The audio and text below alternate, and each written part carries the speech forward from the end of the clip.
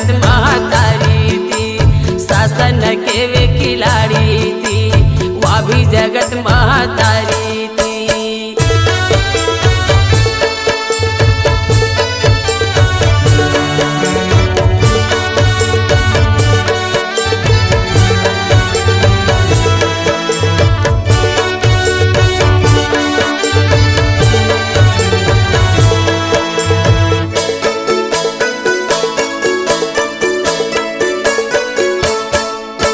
मीनी माता नाम तुम्हारी, मीनी माता नाम तुम्हारी, जीवन में सुनसानी थी, खुद कठिन अंधियारी थी, खुद कठिन अंधियारी थी, खुद कठिन अंधियारी थी माता, खुद कठिन अंधियारी थी, खुद कठिन अंधियारी थी माता, खुद कठिन अंधियारी थी।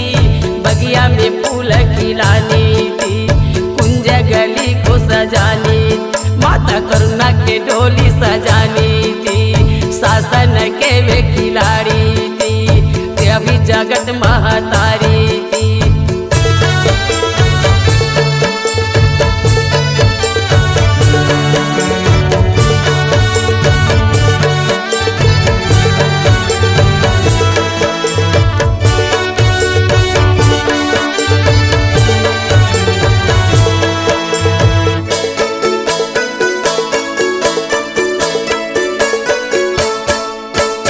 गुरुकुल की दीप जलाने, गुरुकुल की दीप जलाने, दया भाव निभाई थी, विजय गुरु को पाई थी, विजय गुरु को पाई थी, विजय गुरु को पाई थी माता, विजय गुरु को पाई थी, विजय गुरु को पाई थी माता, विजय गुरु को पाई थी। दीपक खूब जलाई थी, अंधियारी को मिटाई थी, दीपक खूब जलाई थी, अंधियारी को मिटाई थी माता, दुखियों के हितकारी थी, शासन के वे खिलाड़ी थी, वह भी जगत महतारी थी।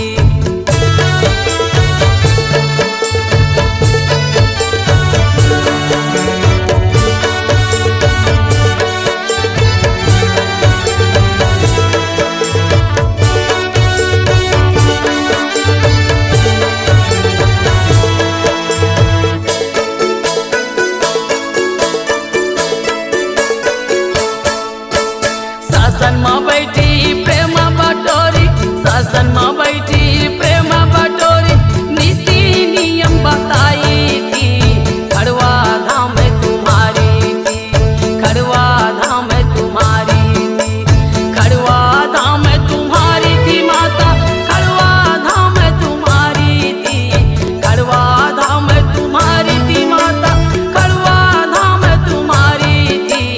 दुनिया में नाम कमाई थी, जन जन को वह भाई थी, सुघर प्रेम बढ़ाई थी, वह भी जगत महतारी थी, वह भी जगत महतारी थी।